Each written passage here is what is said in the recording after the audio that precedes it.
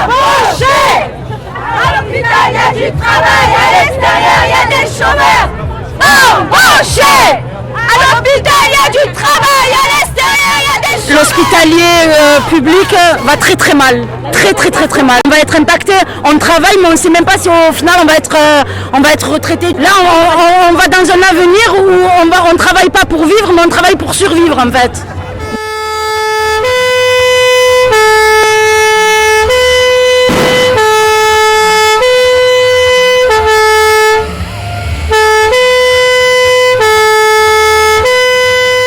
L'âge de retraite va être décalé, ça va passer à 64 ans au minimum, ça peut aller jusqu'à 67 ans et j'imagine mal des soignants qui travaillent par exemple que ce soit en réanimation ou même dans d'autres services, mais devoir porter des patients, faire des transferts à 67 ans, ça risque d'être compliqué.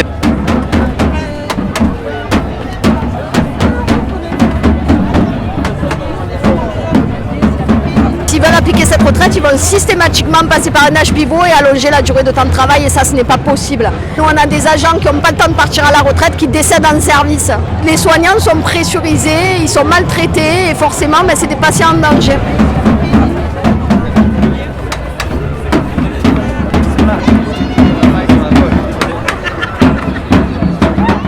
Ils veulent mettre en place une retraite à points qui va faire baisser le niveau des pensions de retraite entre 15 et 35%.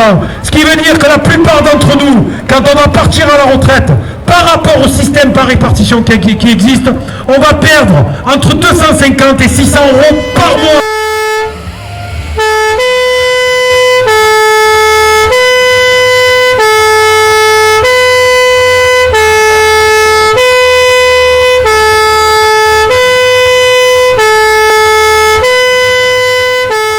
Les femmes, notamment les mères de famille nombreuses, vont être les grandes perdantes de cette réforme. C'est-à-dire qu'elles auront les mêmes pertes que les autres, mais en plus, donc elles ont des carrières plus hachées. Si au lieu de passer sur les meilleures années, on passe sur l'ensemble de la carrière, où en début de carrière on gagne, après on fait des enfants, après on perd. D'autre part, jusque-là, les femmes avaient droit à 8 trimestres par enfant et une majoration de 10% à partir du 3e enfant. Ça va être remplacé par 5% par enfant pour l'homme ou la femme. Dans un couple, l'homme gagnant plus, le couple va choisir pour le mari. Derrière, en cas de divorce, ça reste bloqué.